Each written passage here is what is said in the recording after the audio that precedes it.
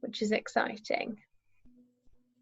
And you can see people filtering in, which is cool. Hi everybody, welcome. We'll just give you a minute to join the space.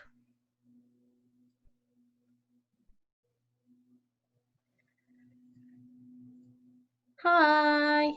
So for those of you that haven't been to one of these before, we can't see or hear you, so you don't have to worry about finding the mute button. It doesn't exist because we're using a Zoom webinar. The way that you contribute to the session is in the chat area and in the Q&A. So someone's already said hello, which is amazing. Hi. Hello. So if you find the chat area and make sure that when you're introducing yourself, you select to all panelists and attendees. Otherwise, only me and Adam can see what you've said. So it kind of defeats the point of the chat. So make sure you say hi in there. It's really nice for us to know whether you're a student leader or a sabbatical officer or a staff member. That's all really interesting. Hi, Dominic. Thanks. Doing a good job. Oh no, you graduated in isolation. So weird. So strange. So we'll just give it a minute and then we'll get started. I'll share my screen with you in a second and you'll be able to see what we're going to be chatting about today. Come on, don't be shy, introduce yourselves. I just did a lovely yoga session. We had our final social of the festival, which was fun. Agnes is an art student from Cambridge Regional College. Oh, you did a games development course. I can see why this is a relevant session for you. I can't promise Adam is going to be able to give you a job, but there's some potentially some interesting chat to happen in the session that will be interesting for you. We are always recruiting. So. Oh, there you go. You might end up getting a job. That would be nice. Also, we've got quite a few like student media people in here. That's interesting. I didn't know that the TV station in Royal Holloway was called Rhubarb. That's fun. Hi. Okay, so for those of you that have just joined, if you introduce yourself in the chat, that's really helpful. It's really nice for us to know who's here. There seems to be loads of student TV people in today, which is interesting. I'm going to share my screen now so you can see what we're going to be chatting about. So hopefully you can see that. Let me know if you can't. I am joined by Adam, who's the community lead for a worldwide game. He's going to tell us a little bit more about that in a minute. I'm going to do the kind of boring housekeeping bit first though. So we've been talking about the chat already. You can ask questions in the chat, or if you're feeling fancy, you can use the exciting Q&A function. So on the Q&A, you'll be able to see questions that other people have submitted, and you can upvote the questions that you'd really like us to get through. Hopefully we'll have time to get through them all. We've got a few questions that I'd like to ask Adam and that we're going to have a bit of a chat about, but after that it's down to you. And if you've got anything that you want to know or you want to pick up on anything that we've been talking about, then please do. We're going to be talking predominantly about community building in the games industry and what Adam does with the game that he looks after. But I'm sure he's happy to answer questions about getting jobs in the games industry too, for those of you that are interested. This session is being recorded and we'll be sharing all recordings in the next couple of weeks. So if you want access to the recordings, you need to make sure you're registered with the Student Opportunities Festival as an attendee, which I assume you all are, but just in case you're not, make sure you do that. It's on the main page of the festival. And that means that you'll get an email next week once we've pulled all of the session content together, and we'll tell you where it is, and you'll tell you where you can find it, and you can find all the slides and stuff there too. So if you're not comfortable being on the recording, either sit quietly in the background and don't contribute in the Q&A or the chat, or you can pop out of the session now and pick up the recording next week instead, because I know some people don't want to be recorded. We have a coffee shop to continue the conversation afterwards. I won't be there because I have to start the next session, and Adam's got a work meeting almost immediately after this. seems like games industry doesn't really have weekends. So I don't think Adam's going to be able to join us in the coffee shop, but if anybody wants to carry on chatting about the stuff that we talk about in this session, then you can join table 2, and I'll drop a link to table 2 in the coffee shop towards the end of the conversation, so you can head over there, talk to other people who are in the session, and have those sort of coffee conversations that you would have if you were at an in-person festival. So Adam, this is you in real life, on screen, but this is also your little, is it called, I don't know what it's called. That's my avakin.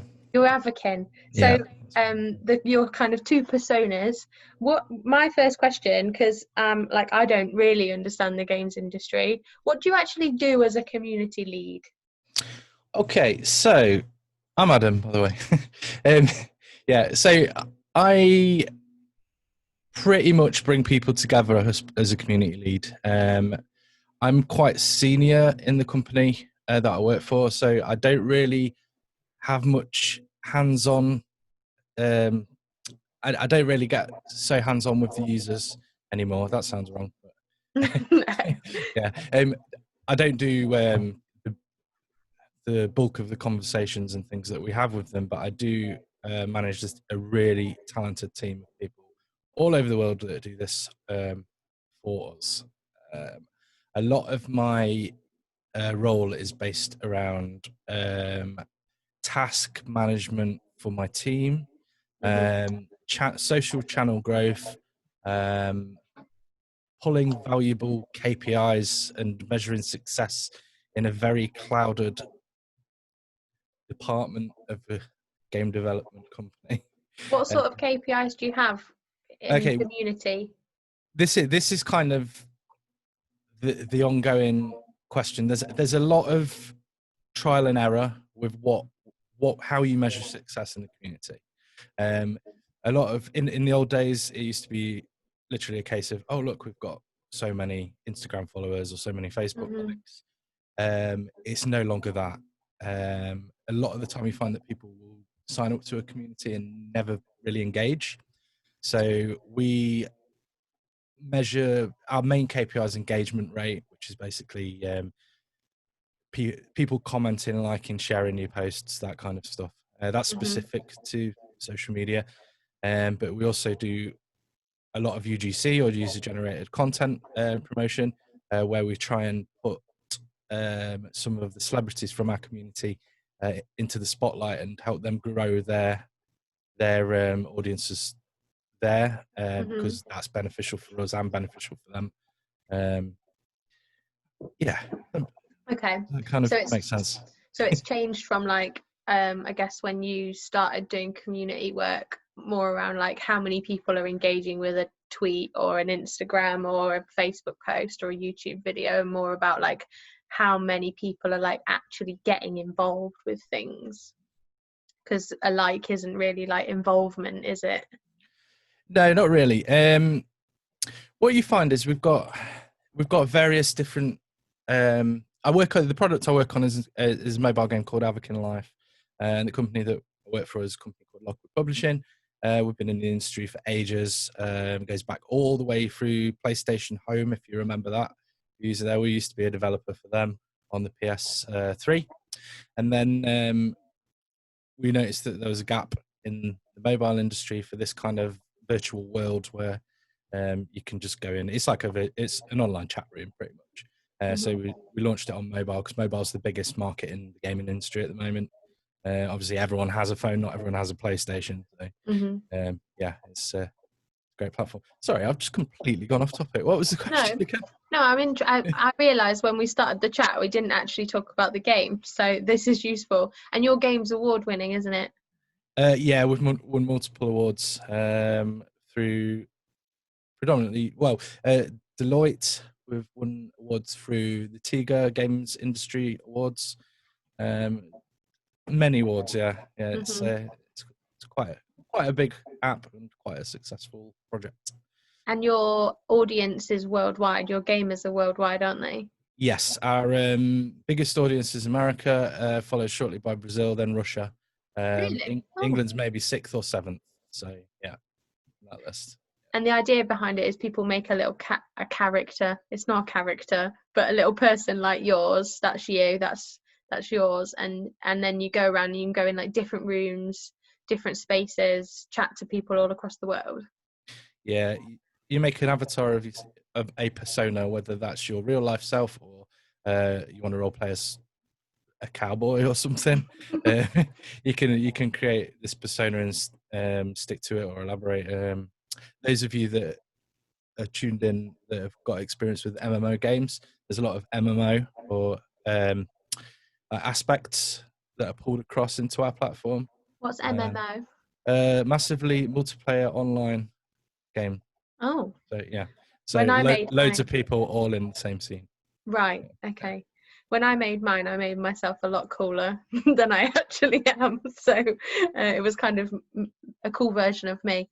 And so your community lead work, so you're not in charge of making the communities in actual space. So if they're like meeting up in the park area or whatever, that it's not your job to make them have a good time, is it? Your job is the community outside of the game, so the social media community. And like, is that right? It's kind of a combination of both. We give them events to do in game. We work closely with another department called Live Ops, Live Operations, where they create tech to give in-game events an actual activity in the game itself. What we do is generally try to put a campaign together on social media that will use user-generated content, which is our main focus. We're all about championing the members of the community and things like that, to really get the community hyped about the event. If you see, like, say if you're a massive fan of Kanye or something like that, and he's hyping himself up about being president, interesting political change this morning. Yeah, you're gonna be like invested already. So we build these celebrities within the community, and we use them to promote the events that we do, because there's already buy-in from certain areas of the community. There's an element of trust for that particular person and the spokesperson for what's going on within the app itself. We do a lot of things like live streaming as well, where we'll have a guest from the community and to try and get them some focus and things like that. So interesting. And so the reason I invited you to chat today was because students' unions and like the student community are used to having their interactions predominantly in person. And I know some of that's a bit different for student media, because obviously if you're making TV or radio or a newspaper or a magazine, you're not necessarily having face-to-face interaction. But for like clubs and societies and student fundraising and all of that stuff, there's so much of that traditionally has been face-to-face, people in a room together, like whether that's like they might be like a Harry Potter society meeting up to do Quidditch, for example, or they might be an academic society having an English society book club, but a lot of it's in person. And I work with student unions up and down the country, and lots of them have been kind of worrying about, okay, so if we're having welcome and freshers in September and October online and we're not getting that interaction face to face, how can we build some of that interaction in like a safe way and in a way that's still cool and still fun, but doesn't rely quite so much on face-to-face interaction? So that's kind of what I wanted us to talk about today a little bit, and I realised completely that student unions and the university sector is not your expertise, but I'm really interested in like picking your brain about the bits that we can learn from what you do in the games industry, to see if there's any kind of crossover points where we can nick the way that things are done in the games industry. Yeah, for sure. I mean, right now it's really good timing, because you've got platforms like Twitch, which are outwardly sort of associated with the gaming industry. However, loads of new channels are opening on Twitch, and it's becoming just another entertainment platform like YouTube. You've got people doing just chatting, you've got live cooking shows, all sorts of things like that. But this comes back to this UGC element again. So Twitch has their user base, like Avakin has its user base, and they're putting people in the spotlight constantly. That's what the whole model's about. There's also tools like what I would definitely recommend to look into for the student industry is Discord. Discord is such a powerful tool. And what is it? It was designed for gaming um, so that you could do group voice communications. But what it is, it's used as a tool now to build communities, pretty much. Okay. So if you've ever used Slack, it's almost like a very simplified version of Slack, but you've always got live voice channels open. So, okay. for example, you could take Discord and you could structure it in a way where you've got a text channel where people can drop cool links and memes or whatever about their particular society.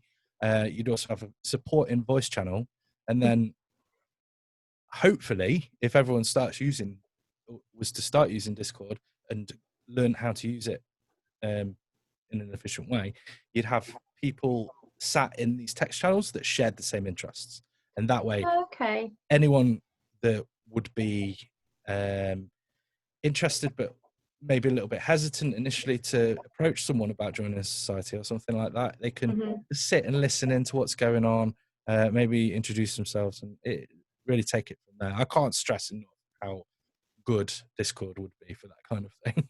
And it's not video, so I guess it's like a little bit less scary than going on video with someone you've never met before. If it's just voice, it's like picking up the phone almost, which is maybe a little bit less intimidating. Yeah, for sure. It has all the features of a Slack chat or a Zoom chat as well, so you can share screen. You can do video if you wanted to. It's quite flexible then. Yeah, it's super flexible, and it just started as a team communications for like Call of Duty teams and things like that. Well, that's probably a terrible example, but World of Warcraft teams. There you go. Yeah. That kind of stuff. So you can chat whilst you're gaming. Yeah, exactly. And be able to communicate with each other, so you're not having to rely on having to type. Yeah. Handy. Okay. So one of the things, one of the next questions that I wanted to chat about, which I know is like really tricky, and you're not going to have all the answers on this, but so the example that keeps coming back to me is that if you go to a nightclub, you know that you're safe because you can see the security and there's bar staff there that you can go and chat to, and there'll be someone on the door who lets you in, and who also makes sure that trolls don't get in, basically, or unsafe people. If we're doing stuff like socials online and having more stuff online over the first few terms of the university and college year, lots of people I've been talking to are worried about how do you like moderate that space, make people feel safe, but don't like completely ruin the atmosphere by like every 10 seconds writing, please no trolling, don't bully each other, be nice, be supportive.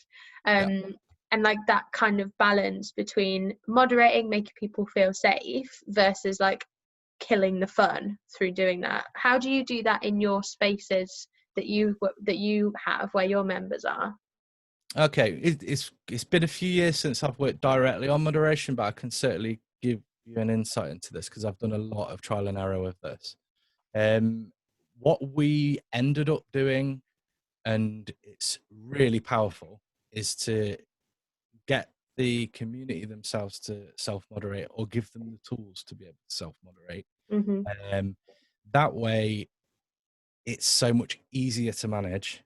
The worry isn't there because you know that it's quite likely that there's going to be someone constantly present in that community. Yeah, so you haven't got to have your team in every single room. Exactly, because that's the worry, because everyone's human. They can't be robotically in every scene at all points. And you already work at the weekend, so you can't like work all day every day to keep these places safe. Exactly. We have quite a big subreddit community for Avakin Life, and obviously Reddit's usually associated quite heavily with very strong opinions. There's a lot of trolling that goes on in some communities there as well, and we just couldn't do it internally. So what we did was we identified who our sort of champions of the community were, reached out to them, put them in the spotlight, asked them if they wanted to start with, though. Yeah, didn't just do it. And You're in then charge now. then give them a little bit of power. With things like that, there's always a little bit of balancing to do. We've had it in the past where Avakin, we gave some people some power, it went to the head, and then all of a sudden we've got the Avakin police going around in our game and like going, "Hey, stop swearing," and things like that. And it's never going to end well. That Yeah, that's where they become yeah, the fun police. yeah. So that happened back in 2015, and we've not done that since. But yeah, on your communities outside of the platform itself, it's probably not so relevant for students actually, because the platform itself doesn't really exist, because I'm talking about our game. But in your communities and sub communities, appoint champions for each one. Let them do that part of it. A lot of them find it really enjoyable anyway. They're the people that are passionate about the topic as well. Yeah. So it makes sense for them to have an element of control with that. Yeah, so if it's like or most societies and student groups already have a committee, but like training up some of them to be those kind of champions who make sure people are safe and are having a good time in an online space, so that they know what's okay and what's not okay, and they know what to do with the stuff that's not okay. Yeah, that's a really good idea. And there's already those structures in student unions that mean that you haven't got to go out and find a bunch of new people. You've already got a bunch of keen people who love being involved. So yeah, it's a good tip. There's also some stuff that you can do as basics. It's probably it's probably worth going into this a little bit. Your forum style areas like Discord, Slack, Reddit, that kind of stuff. Yeah. You can set the basics, which would be no political rants, no religious hate, and no racism, no and sexism, so on. no homophobia. Yeah, and set blocked keywords for those topics. Google actually has a recommended list of words which you can literally just copy and paste into your these platforms. Yeah, and that's constantly being updated. It's Google our God. So yeah, it's just use the work that they've done to better your community. Yeah, so you could check that Google list. Do you remember what it's called? If someone wanted to find it, if someone wanted to Google it, Google the list. I'll try to find it and send it to you. Maybe you can tweet it out. But as I say, it's been a while since I've worked on moderation, so I don't have it to hand. Yeah, if you share it with me afterwards, when we send out the slides from this session, I'll include it with them, because because a student union or there's lots of people from Student TV in here at the moment. If you've got like any channels where your members and people involved are communicating, you could include that and then check that against your student union policies to make sure there's no others that are like topics that shouldn't be discussed really, and then just use that. We've had a question that I think is quite interesting to answer now while we're talking about like Discord and stuff. Someone's asked, what's the learning curve like in Discord? How quickly do you think someone could get a new group up and running? Oh, you could have it up and running pretty successfully in a week. Oh, really? It's very, very user friendly. Yeah, okay. It's great. It's really fun as well. You can add loads of different kinds of plugins, like a jukebox and things to specific channels, so everyone can contribute memes. There's one called Dank Memer, which you plug in and then you do like a command like !Kitty please. It'll do a random picture of a cat, that kind of stuff. Oh my gosh, that would be fun. There's loads of custom ones as well, so there's probably some relevant to actual societies as well. I'm pretty sure you'll have a cat society there, right? Yeah, probably. Oh, literally in universities, if you can think of any society, it would exist. I wonder actually if there's an Avakin society anywhere, maybe more in colleges than universities, because I think your user group's a bit younger than universities. Our demographics 17 to 25, our main one, female. So you'd be getting college students, like FE students, more than HE. But I wonder actually if there's any groups. That would be interesting. There's definitely loads of gaming societies across the UK. So with Discord, why do you think like students like student societies and groups aren't using it now? Is it just because it's been like a gamer thing? Yeah, I mean, if you're a non-gamer, to look into the gaming community is quite intimidating. There's lots of Mm. there's a lot of nerds for a start who are very passionate about bad players and things like that and shutting them down. So yeah, I mean, Yeah. it's literally a case that you probably don't know about Discord. And Yeah. now that Twitch is doing what it's doing with spreading outside of gaming, Mm. Discord's doing the same. It's just so much more accessible. I mean, Yeah. if I was to explain Discord properly, it sounds like I work for Discord. I don't by any means at all here. It's just really powerful. It's like a combination of Zoom, Facebook Messenger, and Slack all in one, Mhm. really. And Reddit, maybe. There's even elements of that. So Okay. definitely worth checking out. Top recommendation. Yeah. With regard to just going back to moderation slightly, I seem to have lost the ability to talk English there. Sorry. Um, it, it's basically it's trial and error. There's you've just got to find the right balance, and those balance the bar is set at different places for different demographics and things like that. People are Hmm. more passionate about some communities than others, so getting the moderation right is definitely going to be a case of trial and error.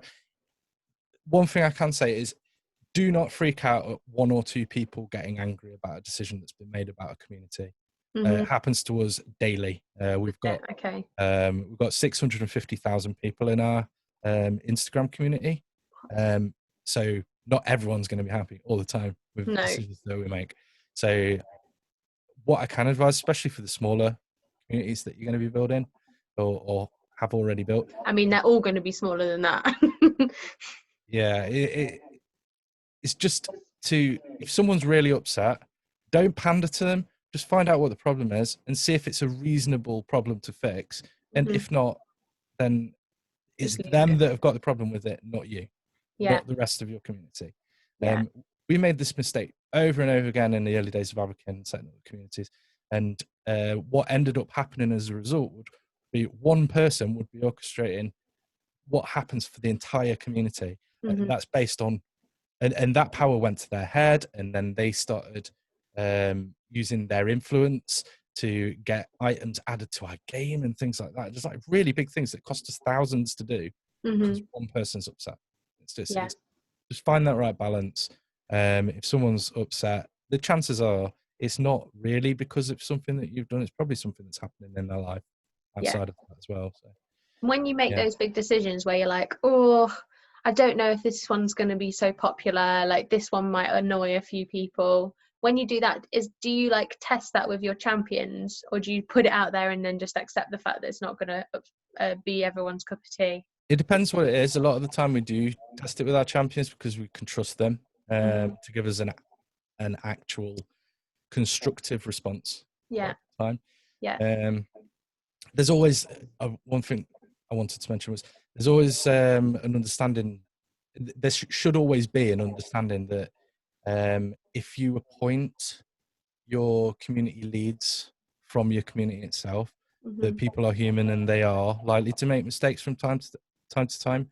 This goes for the whole community itself, but if you're too military about it, it will put people off and they just will not engage. Hmm. So you got to be flexible with it as well. Hmm. Yeah. Okay, cool. We've got a couple of questions, but I'm going to pick them up a little bit later on. So we will get to them. Don't worry, everybody. The next thing I wanted to ask was about like you work across the world. It's not just so in the student community. A lot of the time, they're all in the same city or the same town, or even they're a few miles away from each other because they all live in the same place. That's going to be a bit different going forward because some students who are potentially based overseas aren't going to be able to come back to start uni in September or to go into their second or third year or masters or postgrad. So more and more student unions are having to think like globally about engagement and how they kind of make people feel part of something even though they're not physically in the same room. So can you just give us an overview of like all of your channels and well, as many of them as you can think of because I bet there's loads, and then chat to us a little bit about like what you can do to kind of foster that community across the world. Yeah, sorry, my Google Home's going crazy. Just one second. Yeah, so yeah, really, really good that is. What I would say before I list these off is you need to find what's relevant for your audience. We've tried everything until we pin down what is going to be successful and what has been successful. For So you example, don't need to use everything, I guess. yeah, exactly. For example, our core demographic, like I mentioned, was 17 to 25 female USA, actually. We know that Facebook nowadays, as much as I like to say Facebook is good, Facebook isn't great because it's now associated with people that are a lot older. Yeah. So what we found was you get people that use Facebook. All the young people move on to Instagram because their mums and dads are on Facebook. Okay.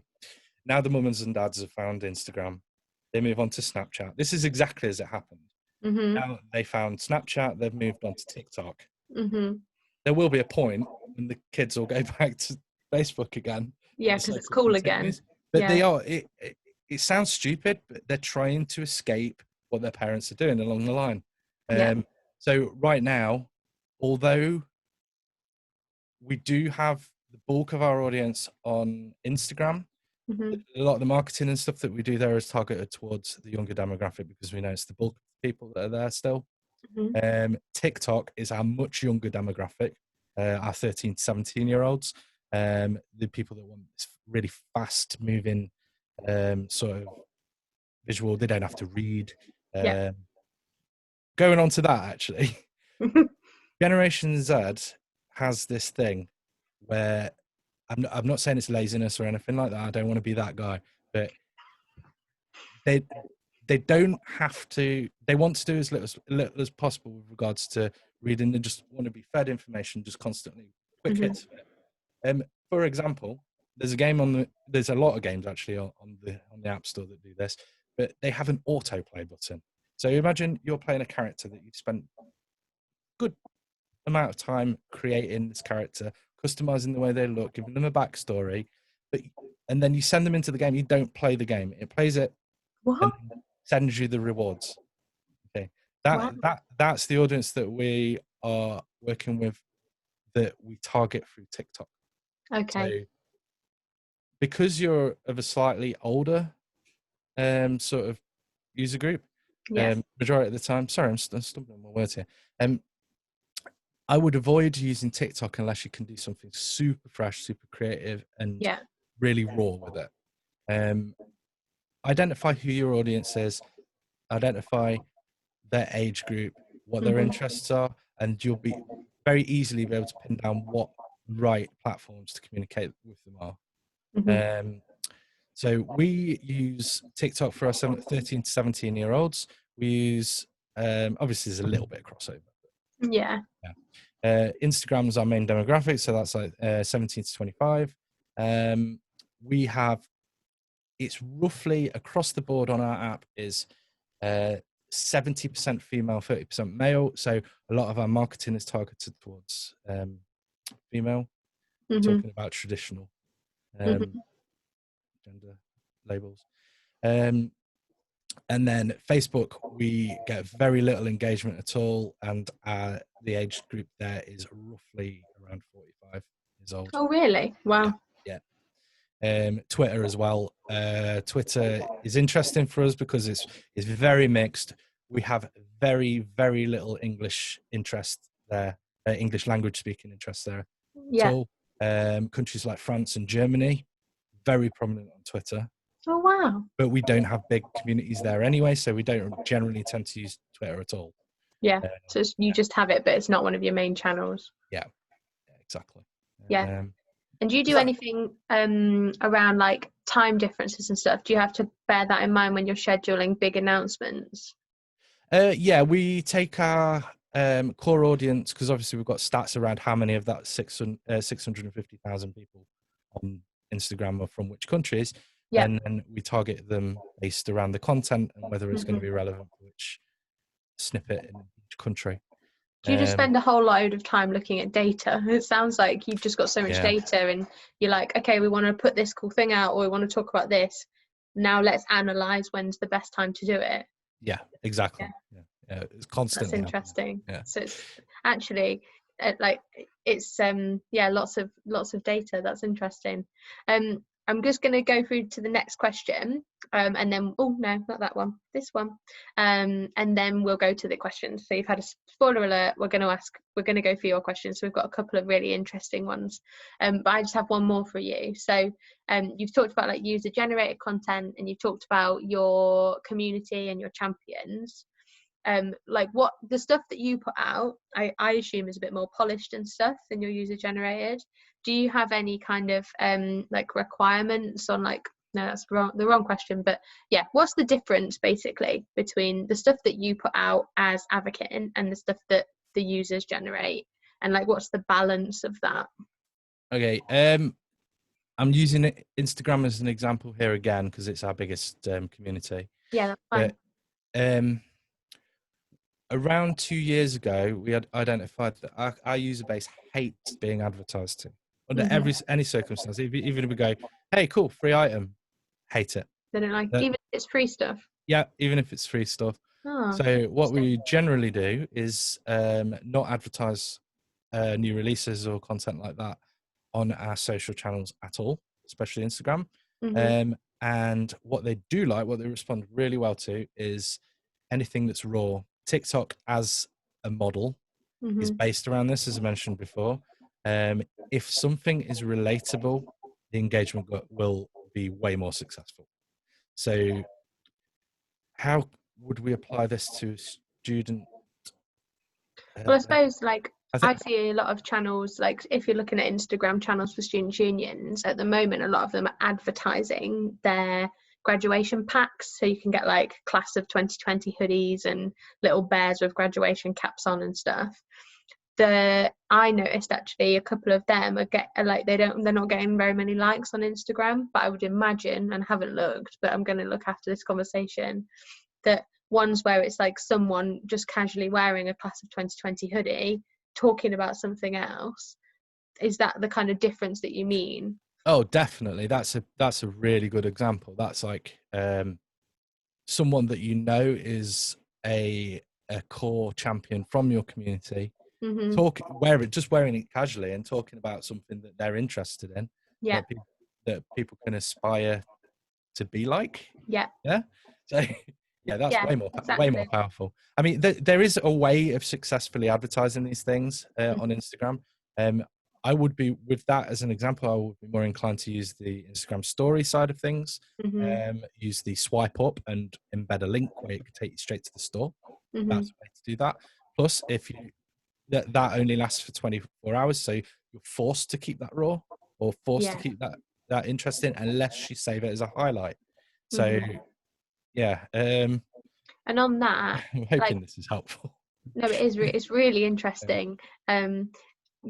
We've had another question that's linked to that, and then we'll go to these other two questions that people have put in. But on the kind of the user generated stuff, how led are you by your users about like what you do in games? So you've talked about like you make new products. So as far as I understand it, like you can make like new outfits for them to wear or new things for them to do, and then they buy that and they can like then wear that outfit.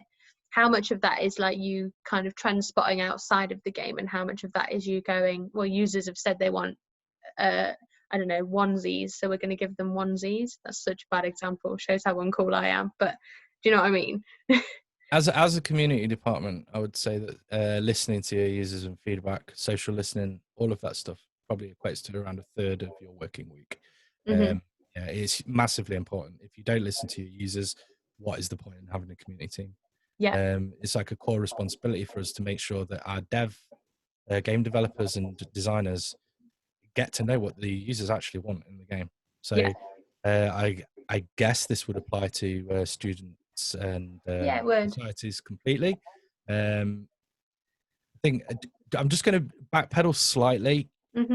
One thing I did want to mention, I don't know if you've ever seen the Steve Buscemi meme where he's got a backwards cap on, he's holding a skateboard and he goes, "How do you do, fellow kids?"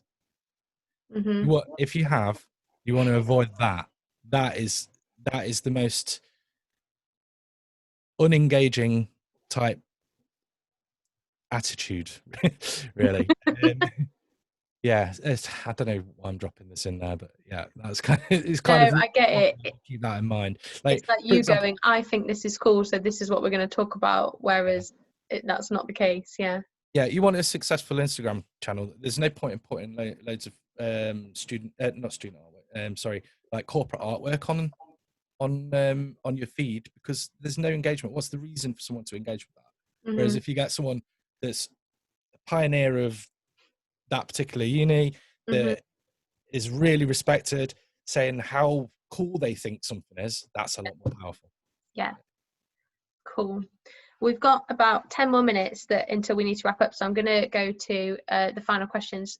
Simon's asked, so Simon Varley's asked about, he helps run a Facebook community of 40,000 plus. And Simon, you missed at the start. Right. Our first question was about like moderation and control. So I encourage you to kind of to watch the recording and chat, because that we kind of chatted about that, about how to not be the fun police. So we won't talk about that one again. Owen's asked, as someone who's engaged online communities before COVID BC, I like that. So obviously your game's been going for a really long time. Since COVID started, are you finding it easier or harder to engage people since, or have you not really noticed a difference? We've not really noticed a difference, other than, unfortunately, it's the case that it actually does good things for us. Mm-hmm. The isolation, for example, we saw a pretty dramatic increase in users since the isolation started. So obviously, more new users means more learning how everything works within the community. So we get a lot of what we refer to as noob questions coming through. Mm-hmm.